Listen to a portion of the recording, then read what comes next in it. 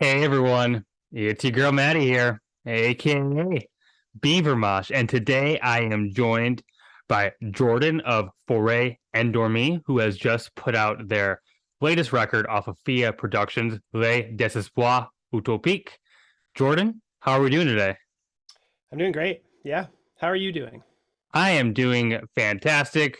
Nice. Work today, and now we're doing here. I'm excited to have this conversation. Uh, Likewise.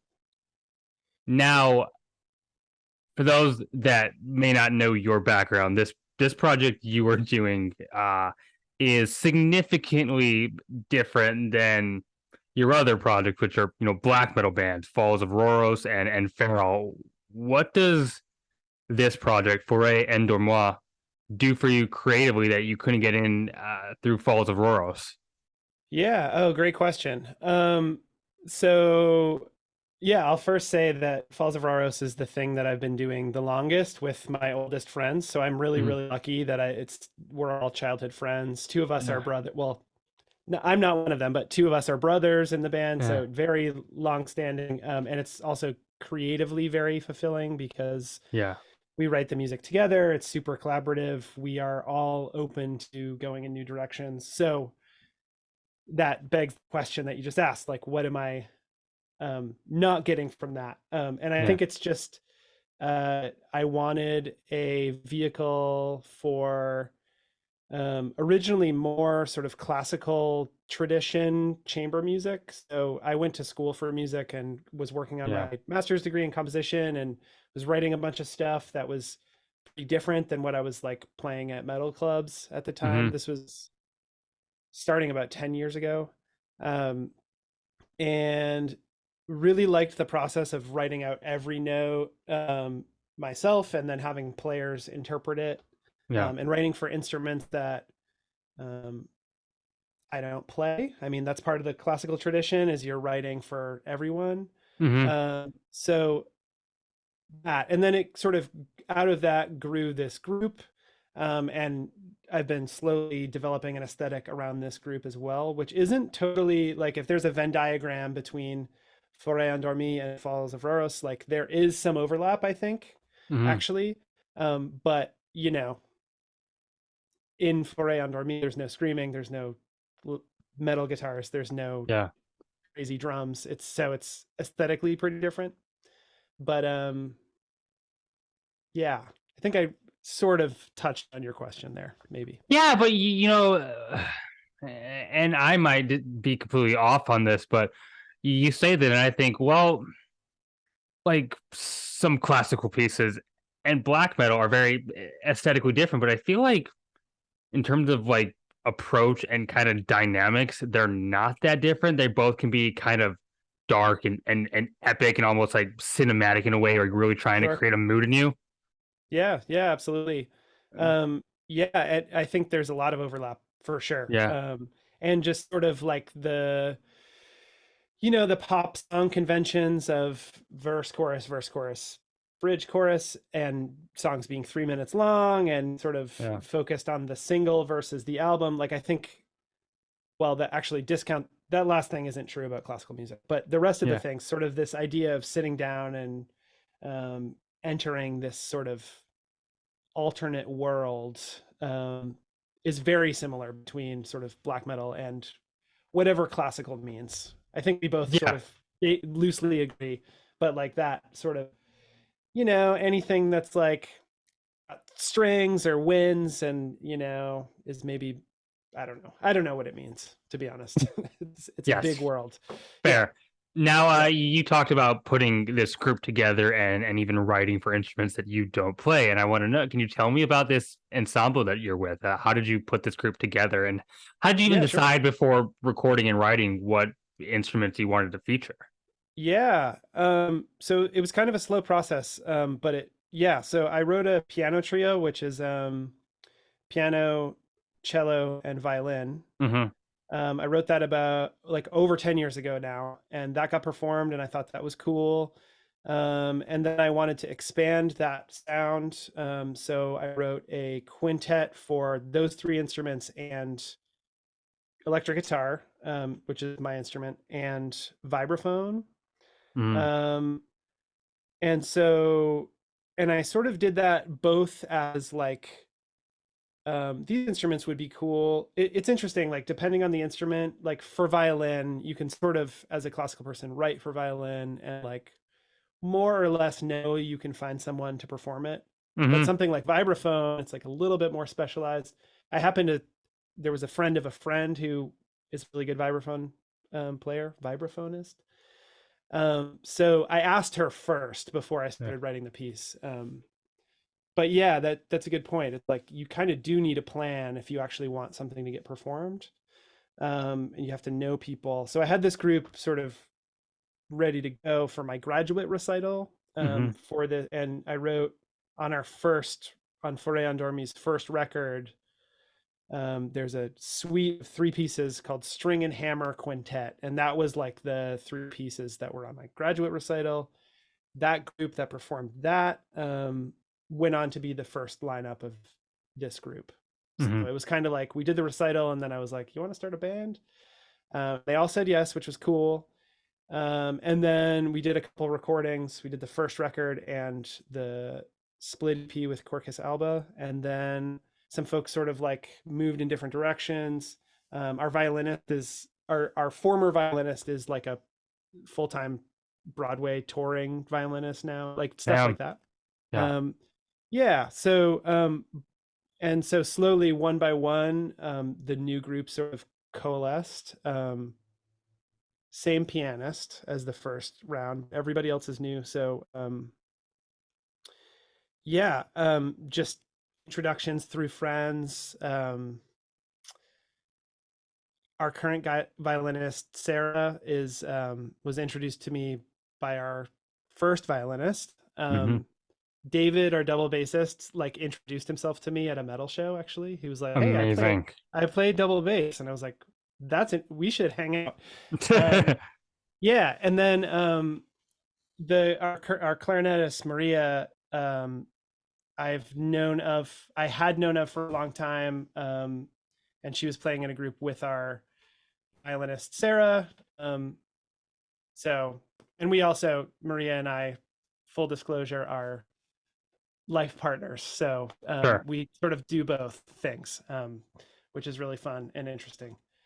So that is my long answer of how the group sort of formed. I It's love it. through school. It evolves over time. Sort of unlike Falls of Rauros, which has been the same people forever. It's sort of more Mm. fluid. Yep. So I'm kind of curious because you talk about your graduate recital. Yep. What did you study? What did you and what Yeah. instrument were you doing? Oh, good question. So my graduate program was specifically focused on composition. So Okay. there was no instrumental anything. Sure. Like I said, I played electric guitar at my recital, but I wasn't taking, I wasn't studying guitar at the Sure. university. As an undergrad, I jumped around a lot. I spent 2 years as like a jazz guitar major. I started as a music ed major playing saxophone. So like, I don't know. Yeah. But I'm a guitar player. Like that's my instrument. Yep. Mm, Yep. sure. And I was hoping that because it's kind of it doesn't really fit in terms of like a straight genre. I was hoping that you can kind of describe your sound because when I Yeah. listen, we've already talked about the classical. I hear Yep. maybe some neo folk coming in, maybe even Sure. some trip hop. Like what are you? Yeah. Can you tell us my audience what you're pulling from? Yeah, I agree with all of those things. So sort of, because yeah, and first of all, Yeah, classical, we're just throwing that word around. Like yeah, it doesn't sound like Mozart, it doesn't sound like Bach, like it's not. Anyway, it's yeah, I agree. orchestral. It's yeah, it's like chamber group, Yeah, strings, clarinet. Anyway, so yeah, I agree. Neofolk, trip hop. There's some definitely pulling from, I don't even know what era or subgenre of jazz, but there's some definitely like maybe just harmonically pulling from yeah. jazz. Um, but yeah, I'm hoping that you or people like you can define it for me because I'm having like a really hard, I'm Yeah, having a hard time. Yeah, I think I said in some description like a gloomy intersection of neoclassical and folk. I don't sure. know. but there's more stuff in than that. Like there's electronic beats, there's Yeah. drum set. I usually describe the instrumentation, which I've alluded to here, but yeah, it's kind of like feeling in a bunch of different directions. Some artists that I really care about. I love Joanna Newsom. Hmm. She's a big inspiration. I love Six Organs of Admittance, like sort of psych folk. Yeah. Um, Missy Mazzoli is a modern classical composer. Mm. Yeah, I could just go on and on, but it's yeah, I can think of two, like a lot of like Tortoise, like the more like like cool. orchestral like post rock bands. I can Yeah, see kind of yeah, coming in there.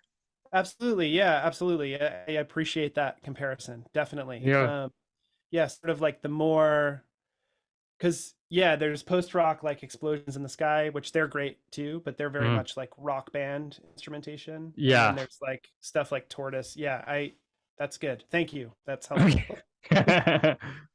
And I read in your description of the record that was written down on your Bandcamp that you were drawing inspiration from Alice Coltrane, who makes Yeah, incredible records. And yeah, uh, see, audience, I know I can talk more than just metal. Uh, nice. are what other like like touchstone jazz artists or Oh, records do you find that you were listening to that maybe you brought into this? Perhaps maybe some Pharoah Sanders. yeah, yeah. Pharoah Sanders is I like him quite a lot. Yeah. And sort of inhabits the same or a similar subgenre as like 70s um Alice Coltrane as well. Just that sort of like I don't know. I like a lot of different subgenres of jazz, but there is something special about that. Um I don't even know what it's called. Spiritual jazz. I don't know what that subgenre is Yeah. called, but it's like a focus on atmosphere and like and to me, and I'm not a jazz scholar at all, but to me it's like focus on atmosphere and warmth, and there's a lot of virtuosic playing, but it's not about fast chord changes or anything. Mm. It's about um like devotion in a Yeah. way. And devotion means like a lot of different things. Like I think probably I would imagine that what it means to me is very different than what it means to the two artists that we just mentioned. But Mm. yeah, so that sort of thing. I also uh yeah, what other jazz? I honestly wasn't listening consciously to that much jazz while I was writing this record. Um there is a pianist, Tord Gustafsson. He's either Norwegian or Swedish. I don't Sure. remember. But he has like a record that came out a couple years ago that is it's a piano trio, but it's just really modern harmony. And what I mean by that is like instead of crazy, like really complicated chord progressions, it's actually really triadic, like really simple, but done in a really melodic and beautiful way. It's like Mm. very accessible. Um, so that I think that that has still had some like lasting effects on my writing because I just think it's so pretty the way that he like voices chords for the piano. Yeah. Yeah. I think Yeah. I'll go for it. No, please. Yeah, no, and I think you were describing this spiritual jazz, and I think I know the records that we referenced. I think I know kind of how you get there. It feels very impressionistic. It's Yeah. more open Right. and spacey than something that like Miles Davis was doing at the time. It's a kind of its different take on jazz instrumentals and jazz chords. Sure. Yeah. Yeah. The idea. Well, it's interesting if we wanted to get into that. Like in the early 70s, Miles Davis was doing like fusion, right? So like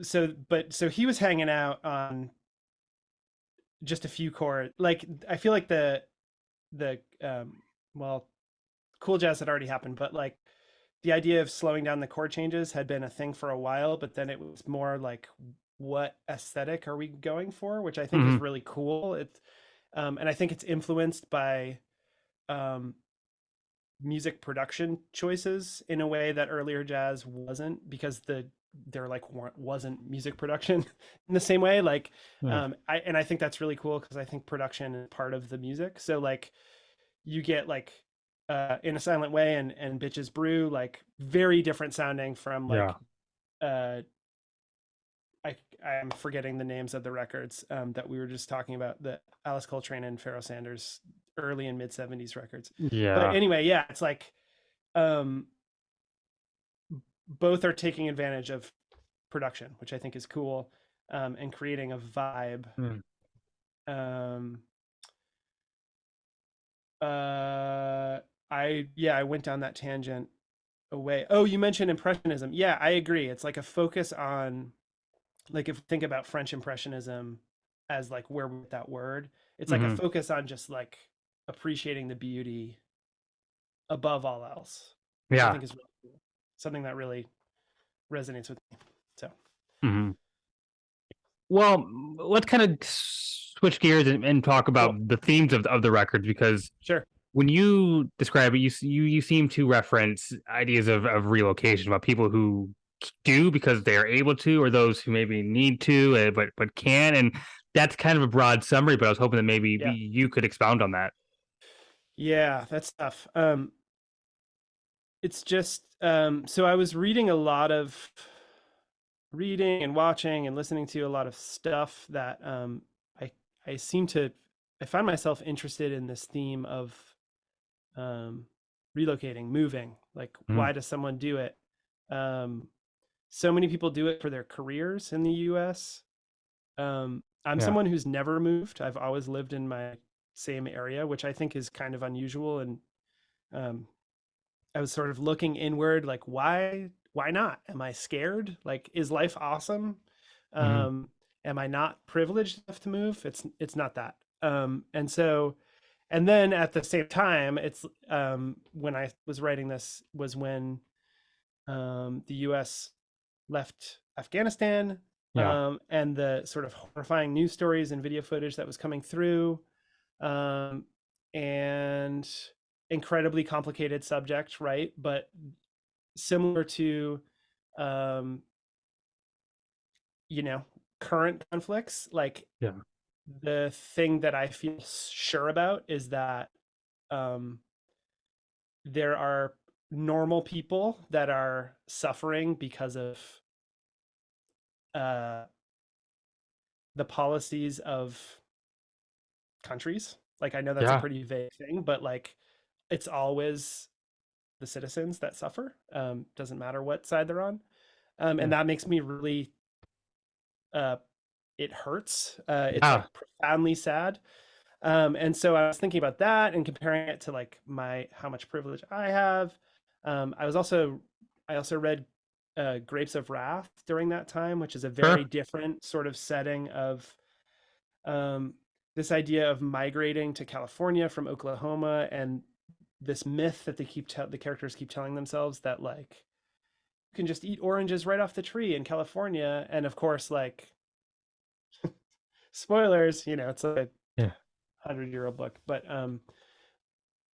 there's like nothing when they get there really, and just this idea of like so many people like can't stay where they are, and then there's Mm. situations where uh, people refuse to leave even where they live is dangerous. So just all of that tension kind of like Hmm. was fueling where I was taking the lyrics, and actually to a large extent like what I was the emotions I was trying to construct with the music too.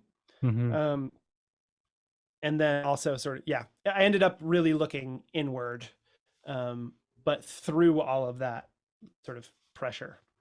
Yeah, and I'm kind of reflecting on what you're saying a bit about, seeing, current conflict, caused by people we see talking on the screen, and it's, it's Right.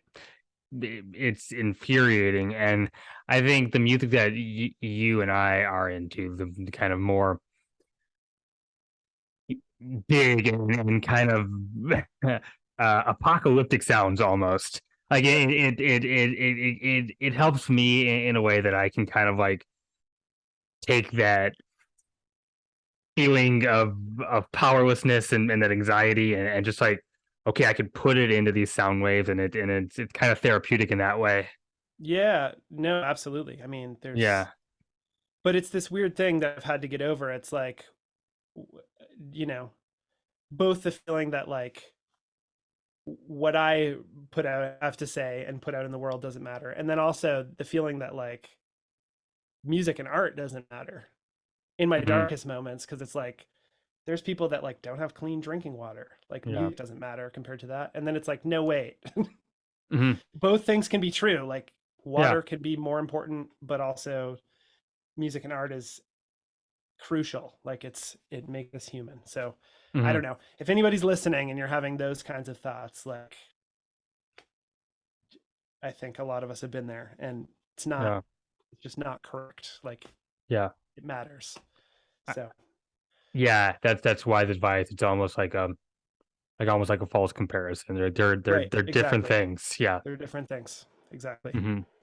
And so, staying on kind of the conversation about the themes of the records, how do you think those ideas that you're describing, how are they coming out in the music? Yeah. So the first half of the record sort of has this um, static to it's not the tempos, but it's like the how frantic the music feels. Hmm. We sort of start static and still, and it builds and becomes more and more frantic through the first four pieces. Hmm. That's the idea of loosely throughout the pieces, this idea of like um, sort of where you're from, being really tied to it, and for whatever reason, this idea of leaving and needing to leave, and that might be um, some of the more sort of external things that we've been talking about, Hmm. or like a lot of us need to, like I'm someone who's, like I said, always lived in the same area, but like the way that I exist here has had to change. Um, becoming an adult, whatever. So it sort of applies to all those different. I sort of left it open to apply to all those things. Yeah. Um, and then the second half of the record, well, starting if you're listening to it on vinyl or on cassette, it's starting with the last song on the A side, but sort of the back half of the record Hmm. is more, for the most part, um, like stretching out. Well, yeah, I don't know. I haven't sort of thought about how to explain this whole arc in terms that you asked. Yeah, let me think about that a little bit more. No worries. Um, yeah, so I know that like the song that we made a video for, which is the last song on the first side, "Une décision sera prise," means a decision will be made, is very deliberately sort of. I sing a lot softer. Hmm. It's like more sort of confident in a way too at the same time, and it's this idea of like there's sort of two ways that you can go and you have to choose one, and choosing one means that you can't choose the other one. Yeah. um, and then sort of the rest of the album is like maybe reckoning with whatever choice that you made, um, either as a group of people or as an individual. So yeah, it was very structured by this sort of line of movement and decisions and leaving things behind and choosing other things. Um, yeah, so that's sort of the loose structure, both thematically and musically. Hmm. Yeah. You know, as you talk about these things and talk about them in music, I might be totally inserting my own interpretation in here, but tell Good. me if I'm anywhere close. But I feel like these you because you also do black metal, and Yeah, these themes can come out in that other music you do too, black metal. sure. But I feel like it would come out in more of a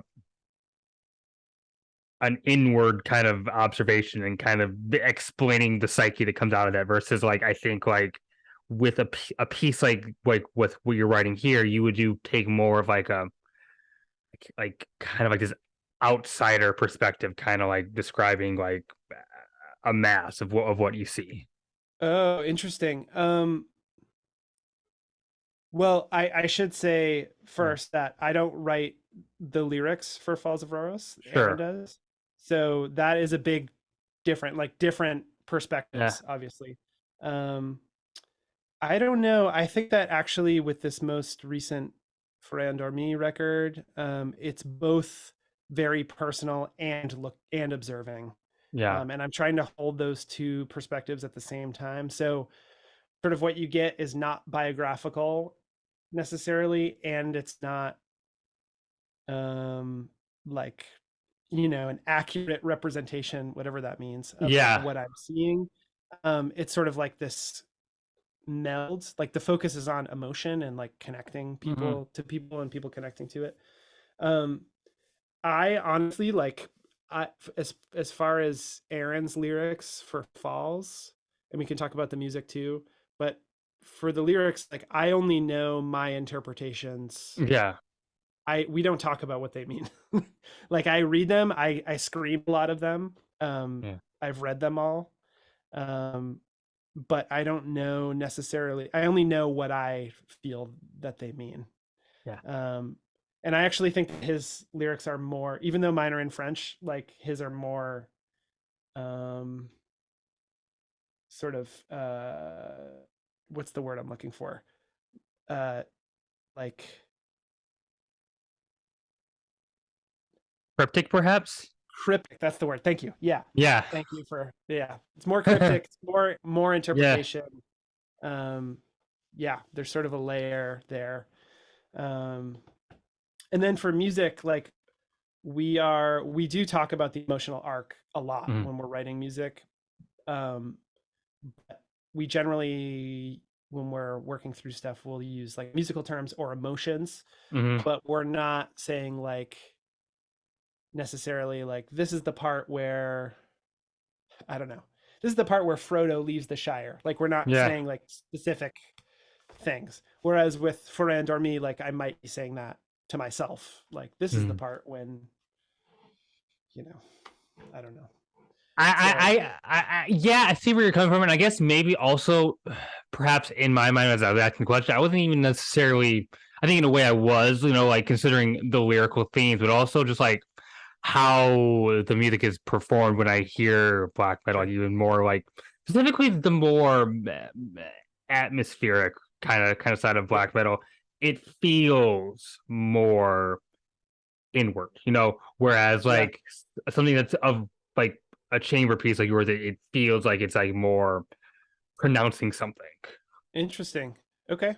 Yeah, that's Yeah. interesting. I will say that the experience of performing each style of music is very different. Mm.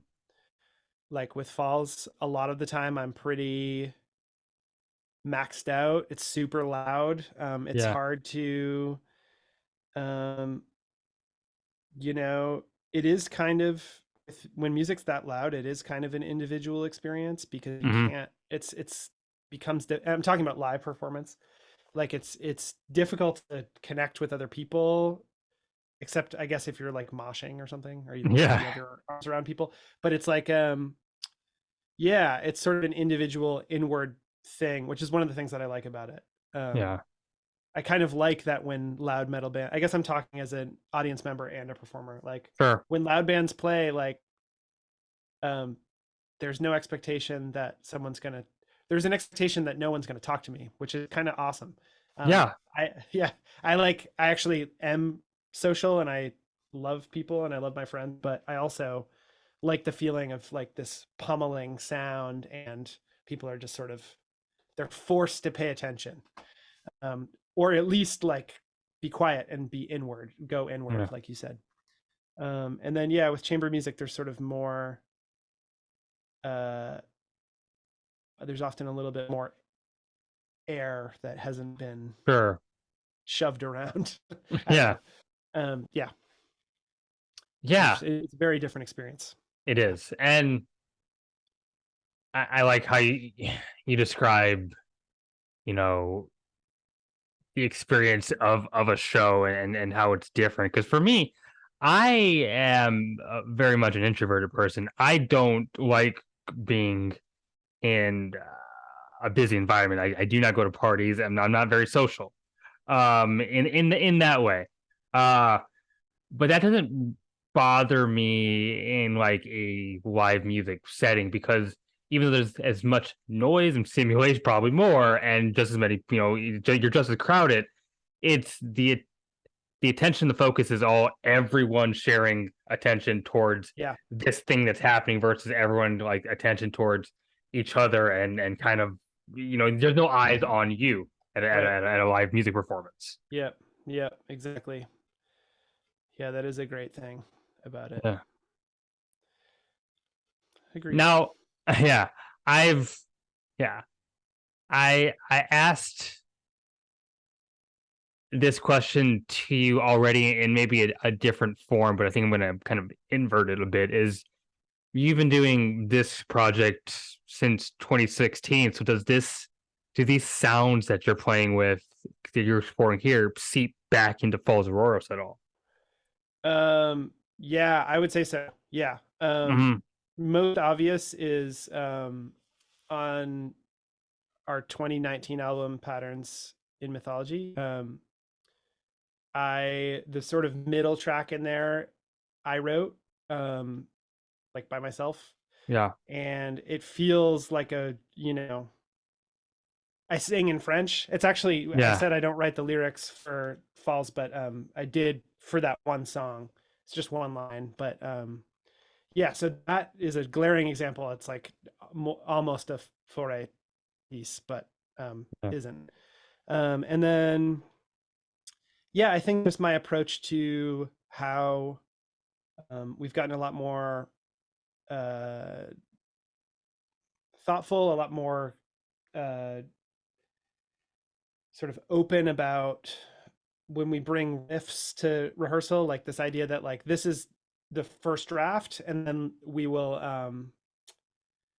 maybe split up the voicings or change things around. It's much more like, uh, and I'm not the only person responsible for this. Like everybody's, especially Aaron, is making this happen too. But this idea that like uh, I feel like metal and punk can be like, riffs. This is the riff. This is the song, and like yeah. that's fine. That's great. But we're sort of approaching it more from like an arrangement standpoint, and or it'd be called orchestration in.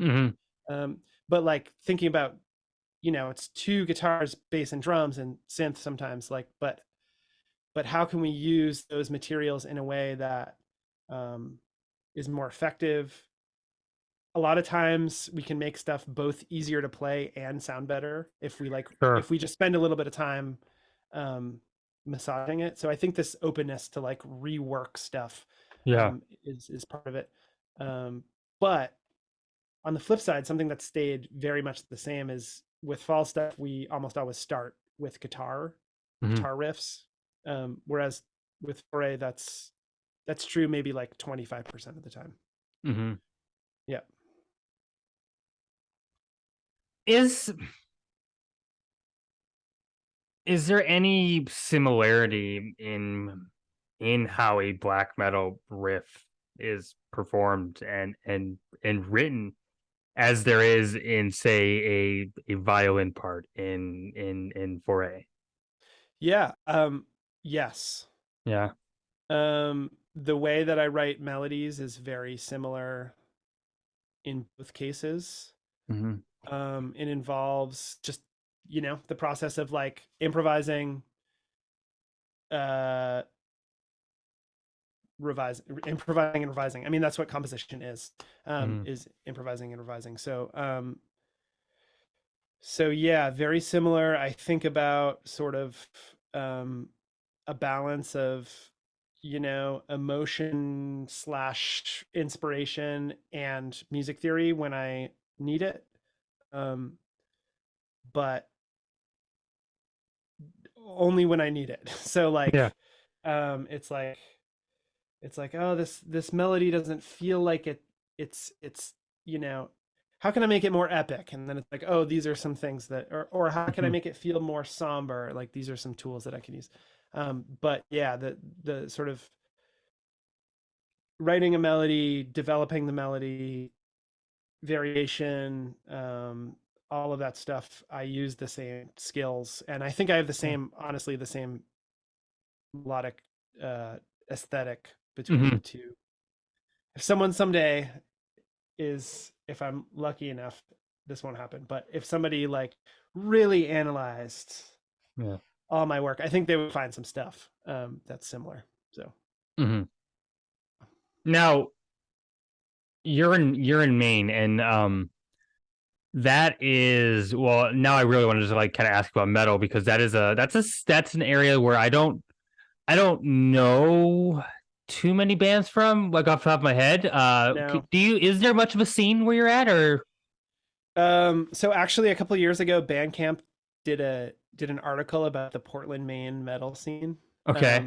and it was funny because it was like, Falls was on it, and then a few of my close friends' bands, and then there was one band I had never heard of, and I was like, whoa, okay, cool. Yeah. But yeah, it's really small. There's a bunch of bands that I'm not aware of because I haven't been going to shows as much the past basically since the pandemic. Mhm. I've slowed down. I Yeah. haven't fully recovered, which is okay.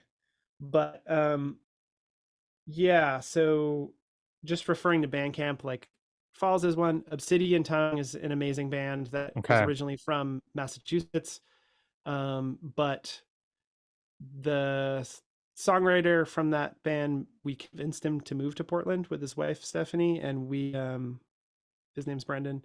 And since then, our drummer has become his drummer, and they're a toothpiece, so they're here. Um, Feral, I was playing with for a long time. I'm actually not playing with them anymore, and I believe that they recently changed their name and are going to start sort of a new direction. But they were also Mhm. in that article. And then the other one was Eve, who Brian, I think he was the only, yeah, so Brian was living in Portland, that's why he was included. He moved back to Connecticut, but is playing bass in Obsidian Tongue, so it's all very like, Brian went on tour with Falls as our Mhm. sound engineer. It's like all very very close knit for this Sure. stuff. And then there's other styles of metal that are around, but as far as like black metal, um, one band that is sort of getting out there is Lepra, who's also in Hmm. Latvia, and they're awesome. And I actually used to play with Nissa in Feral, so like it's all it's just like, Yeah. it's like everybody. It's great, but as far as like a huge scene, it's like, Yeah. 30 people. Sure. you know Although, to finish up this conversation, I went and saw Shabti, who is a death metal band of some of my friends here, Sure. and there were a bunch of like kids under 20 at the show, and Awesome. I was 36. So I still am 36. I was 36 at the show too. And I was just really excited that like sometimes it feels like, you know, we're like the youngest ones, and then it's going to be done. Yeah. But it was nice to see so many like young enthusiastic people loving death metal. So Yeah, I yeah. I had that experience too, not too long ago. I went to see Creator and Sepultura, Hmm.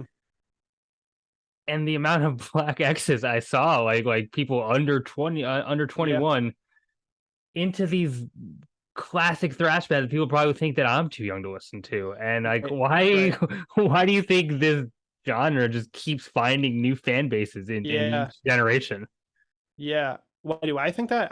Oh man, I don't know. I mean, so like I yeah, I just think there's something really appealing to metal. Yeah. It's just I don't know. It's a whole thing. Like it's a whole world. It's like Yeah. a whole I don't know. There's an endless amount of like records that 12 people have heard that you can find and be like, "Oh, this is awesome." But yeah. I just I don't know why exactly, but I think it's really great because I Mm, think at a certain age we become inevitably like cynical and jaded, and I think yeah. that through seeing younger folks like being really excited about music, it like reminds us how awesome it is. Um, so I'm all for it. Yeah. I I was raised in a very evangelical household, Okay. and then hearing like black metal for the first time, Yeah. it felt so dangerous compared to Yeah. like Sure. kind of the worship music Yeah. I heard, and Sure.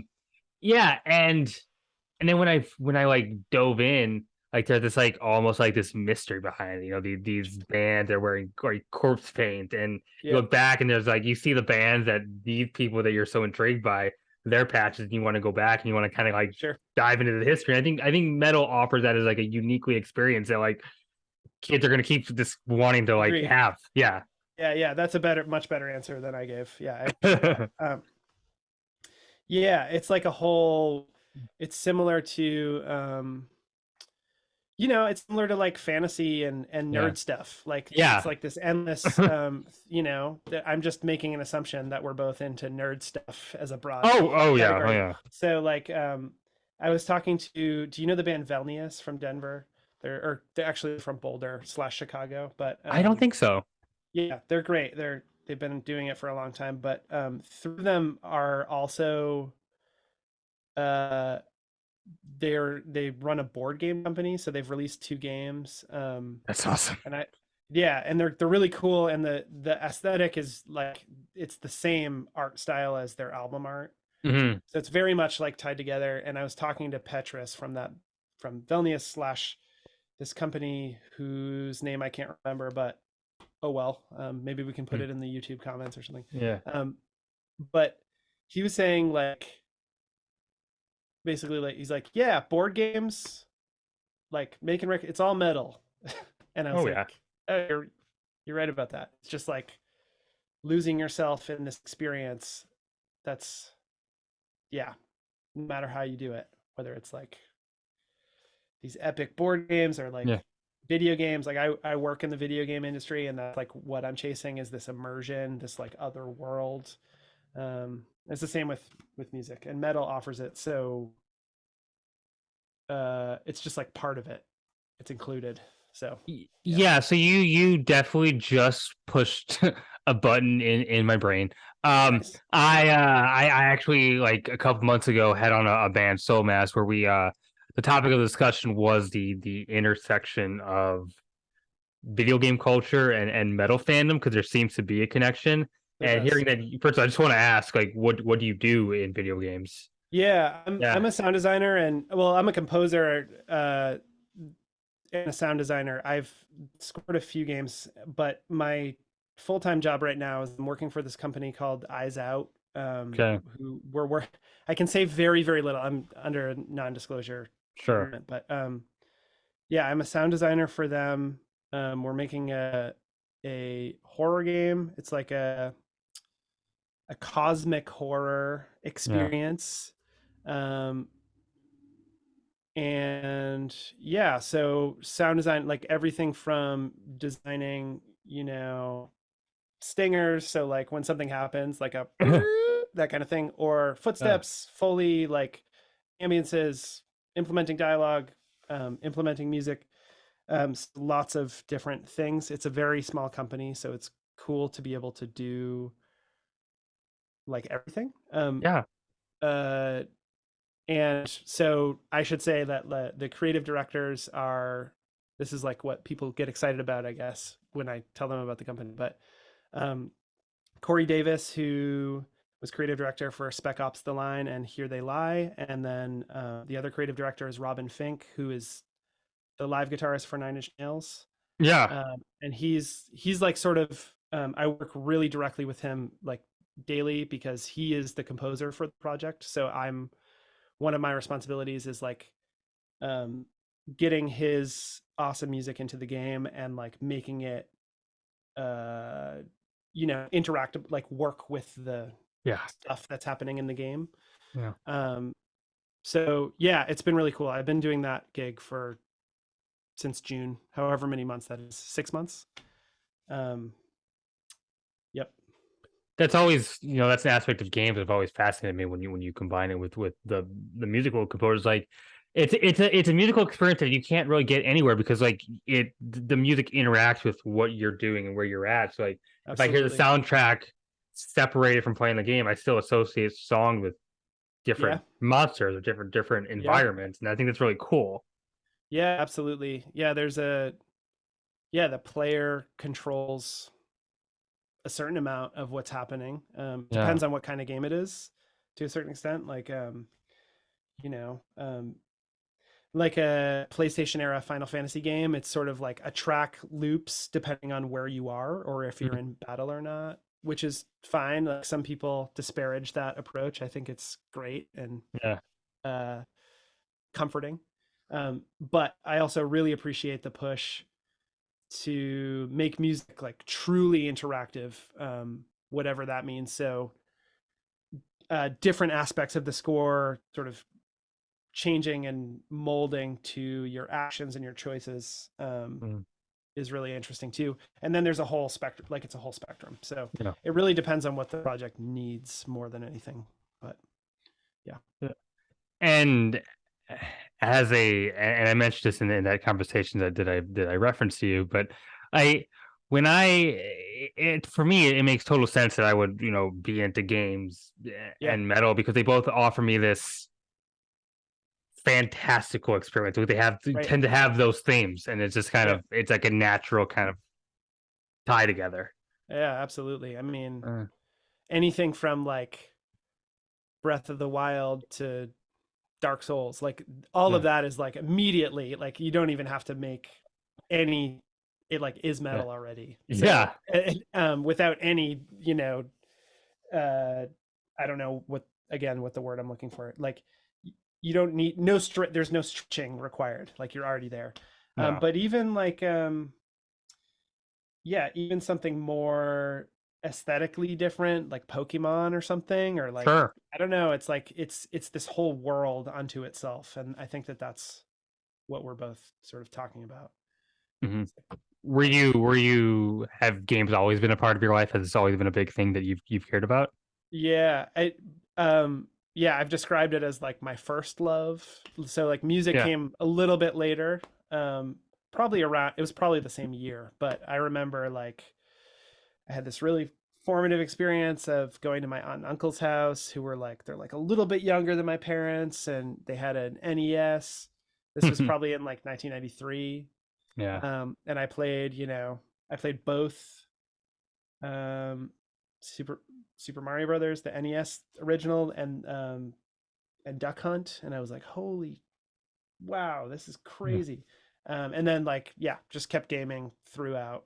Yeah. Um I'm perpetually like a system behind. Like I play PS4, but but yeah, I'm an avid gamer.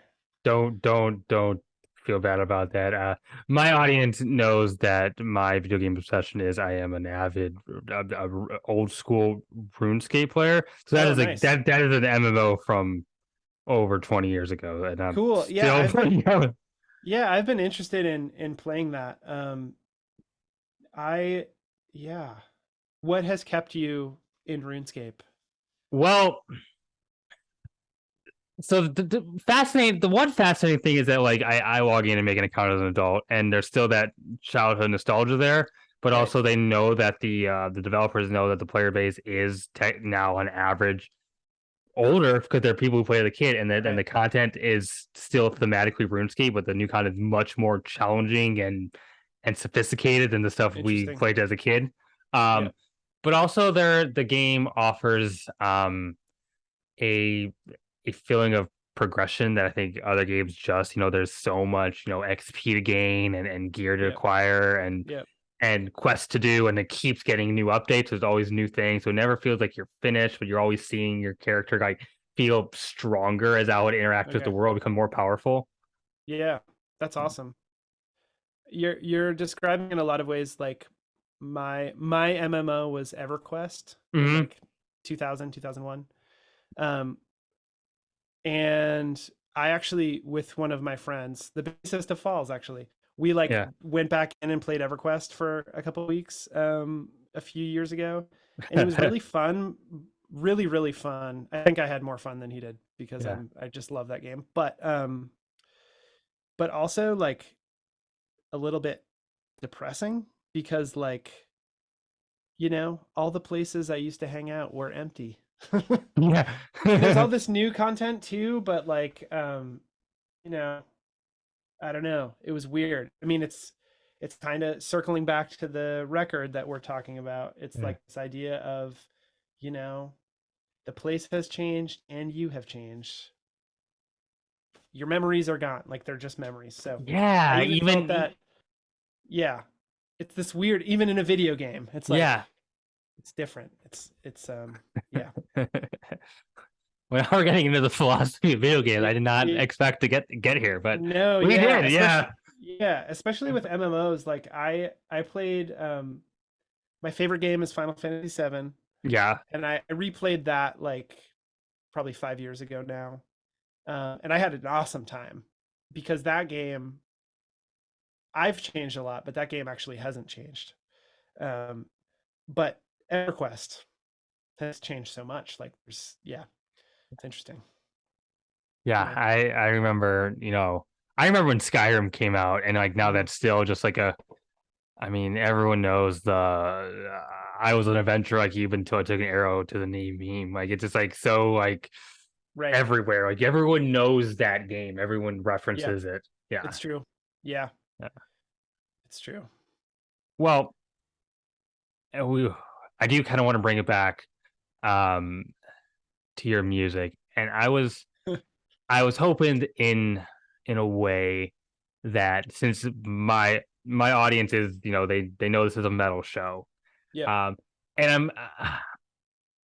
and I don't know, the general broader music taste of the people who watch my channel, but I'm gonna safely assume there's probably a few people watching here that maybe you know are familiar with what you do with Falls of Rauros, but are maybe unfamiliar with like maybe the other sounds that you're playing with. Sure. How would you sell this project to a Oh, primarily metal audience? yeah, I would say like it's sprawling and Yeah. sometimes epic, and is very melancholy. I would, bring up sort of signposts in neofolk. Hmm. The band Tenny from Finland is like is a big inspiration for this project. And then also, um, yeah, just that it's sort of a similar mood to Falls of Rauros, actually, a I would lot of agree. times. Just with, but there's different instrumentation. It doesn't ever get heavy in a Yeah. metal sense, but it does get sort of like intense. Um, and then I think that something that Falls of Rauros does pays a lot of attention to in a way that maybe other bands in our genre don't. And that sounds disparaging, but I don't Hmm. mean it that way. I just think that we really care about it. Is just like long melodies, like Yeah. long, really melodic, really like sometimes over the top melodies. And that's something that I carry over to my work with Forêt Endormie too, is just like Mm. really thinking about melodies, trying to make them interesting, trying to make them impactful, reworking them until they sort of fit that. Yeah. Um, So that's maybe my pitch. Again, so many black metal bands that I love, and I'm not trying to knock anyone. Yeah. Yeah. Anyway, yeah. Anyway. It's the Well, trouble of a live interview. I don't know if you can yeah. edit that out or not, but Well, no. Jordan, I had a I I've had a great conversation, and before I let you go, I want to just kind of give the floor to you for any final thoughts you want to get out, and just like plug, Forêt Endormie, tell people where they can find you, and anything Sure, else they should great. know about your project. Okay, cool. Yeah, thanks, Maddie. This has been awesome.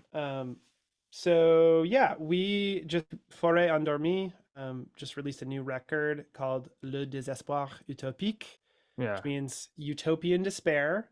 So you know, uplifting. Yeah. And you can find that on Bandcamp. You can find it on Spotify, all of the other places that people listen to music. And we also just made a music video for one of the Mm. songs that's on YouTube as well.